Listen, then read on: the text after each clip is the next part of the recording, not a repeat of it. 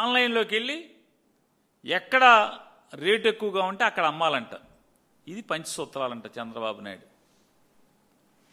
ఏదో అన్న సామెతగా ఉంది. ఉన్న నాలిక మందేస్తే, కొండ నాలిక మందేస్తే ఉన్న నాలిక కూడా పోయిందంట చంద్రబాబు నాయుడు గారి పరిపాలనలో. నీటి భద్రత అంట. ఎక్కడ నీటి భద్రత? ఒక పక్కేమో నీళ్ళేమో కర్ణాటక వాళ్ళు తెలంగాణ వాళ్ళు అడ్డగోలుగా దోచుకెళ్లే కార్యక్రమాలు వాళ్ళు చేస్తుంటే, మీరేమో పట్టనట్టేమో మీరు ముగ్గురు మీ దోపిడీలో మీరుండి వైజాగ్లో పొలాలు అమ్ముకోవటం, వైజాగ్లో స్థలాలు అమ్ముకోవటం, ఈ రాష్ట్రాన్ని దోచుకోవటం. ఇప్పటికీ 2.5 లక్షల కోట్ల అప్పులు తెచ్చేసి ఏం చేశారా అంటే దోచుకునే పరిస్థితి. ఈ అడవుల్లో మీరుంటే, ఈ దోచుకునే అడవుల్లో మీరుంటే నీటి భద్రతని మాగు చెప్తారు, నీళ్లేమో దొంగతనం జరుగుతుంది పరాయి రాష్ట్రాలతో. ఇవి పట్టించుకోరు. అల్మట్టి డ్యామ్ ఎత్తి పెంచేసుకుంటున్నారు, పట్టించుకోవు. కేంద్రం నా చెప్పు చేతల్లో ఉందని చెప్తావు, కింగ్ మేకర్ని అని చెప్తావు. కింగ్ మేకర్ బొంగు మేకర్ ఎవడికి కావాలి? ఇవన్నీ నీ కింగ్ మేకర్ ఎవడికి కావాలి? బొంగు మేకర్ ఎవడికి కావాలి?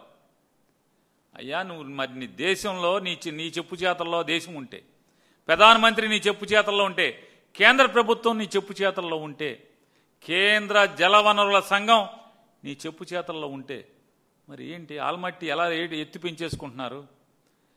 ఈ రకంగా తెలంగాణలో ఇష్టారాజ్యంగా ఏం జరుగుతుంది?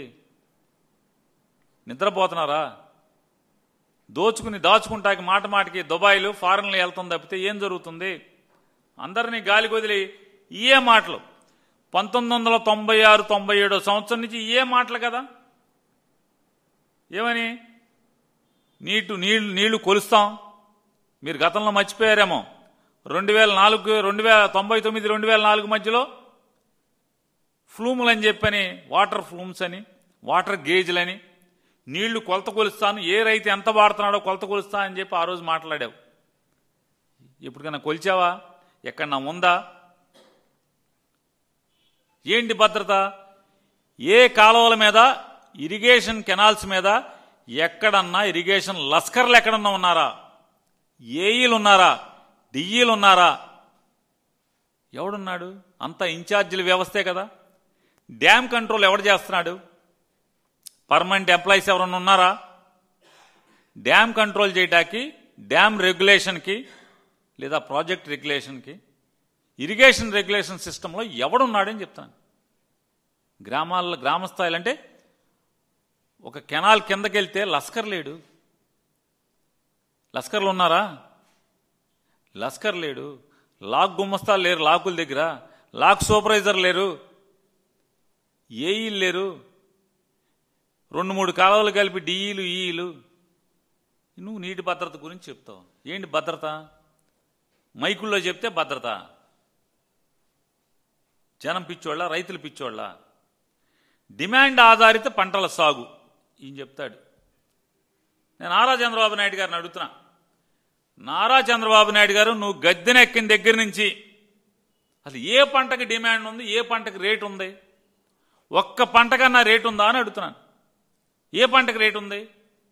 ఎవరికి? అలో లక్షణ అంటే ఏడవటమే కదా. ధాన్యం, తుఫాన్ల మీద తుఫాన్లు. అయ్యగారి కాలు ఏదో అంటా సామెత అంటారు, కాలు పెట్టిన వేళ విశేషం, గుడ్డొచ్చిన ఏడా బిడ్డొచ్చిన ఏడా అంటారు.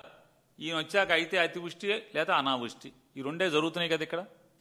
అయితే ఇతను వచ్చిన తర్వాత నారా చంద్రబాబు నాయుడు గారు కాలు పెట్టి ప్రమాణ స్వీకారం చేసిన తర్వాత 20 మాసాల్లో సుమారుగా 15-16 తుఫాన్ల లేదే డిప్రెషన్ల వాతావరణం ఈ రకంగా రైతులకు వ్యతిరేకంగా 15-16 సార్లు వాతావరణ విపరీతాలు ఏర్పడినాయి. సర్వనాశనమే కదా. కొబ్బరి అలో లక్షణాన్ని అల్లాడుతున్నారా? నువ్వు చెప్పావు కదా డిమాండ్ ఆధారిత పంటలని. దీనికి డిమాండ్ ఉందా? కొబ్బరి పంట ఏడుస్తున్నారు కదా, ధాన్యం ఊడ్చిన వాళ్ళు ఏడుస్తున్నారు కదా. అరటి చూడండి, పశువులు మేస్తున్నాయి. ఏంటిది? అరటి అయిపోయింది. పత్తి తొక్కేస్తున్నారు, తగలబెడుతున్నారు. రైతు ఎంత ఏడుస్తాడు. కడుపున పుట్టినటువంటి బిడ్డను పెంచినట్టుగా పంటను పెంచి దాన్ని కోసి అమ్మకుండా ఈ రకంగా అగ్నికి ఆహుతి చేస్తున్నాడంటే ఎంత శోకం ఉంటుంది ఆ రైతుకి. నీ ఇష్టం ఏ పంట, పొగాకు ఏడుపే కదా రైతులకి, కంది ఏడుపు, మొక్కజొన్న రైతు ఏడుపు, మామిడి ఏడుపు. ఏ రైతు సుఖంగా ఉన్నాడు? ఏ రైతు ఏ పంటకి గిట్టుబాటు ధర వచ్చింది 20 మాసాల్లో అని అడుగుతున్నాను. వేరుశెనగ ఇవాళ ఎంత ఉంది?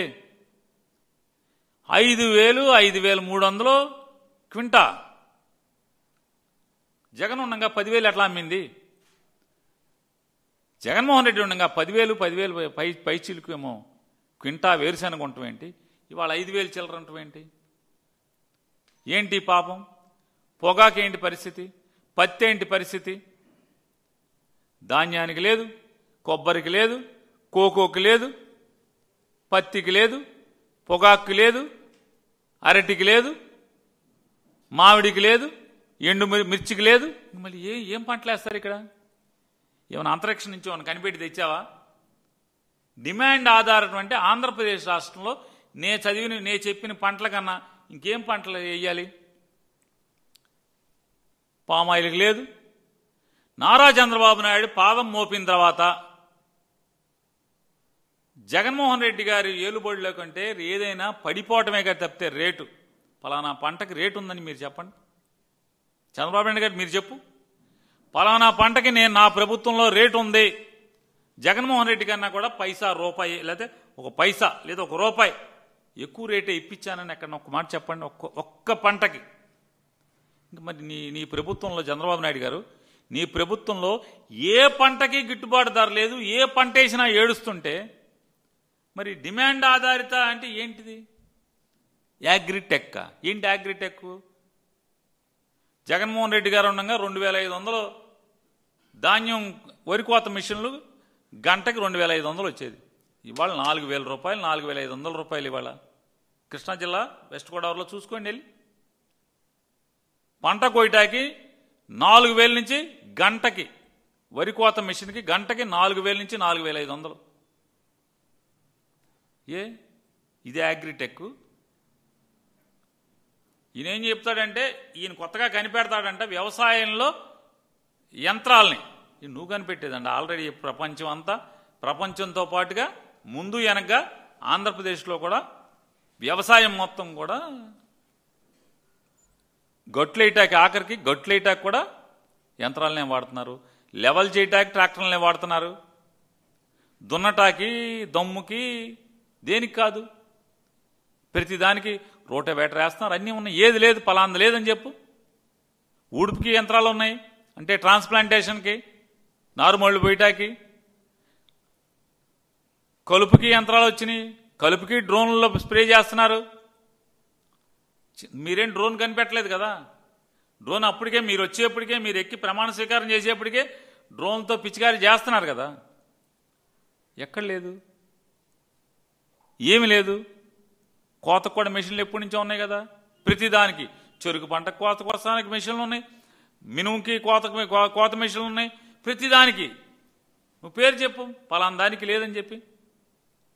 ప్రతి దాంట్లో యాంత్రీకరణ వచ్చేసింది కదా. ఇవాళ మీరు ఏం చెప్తారు? Food processing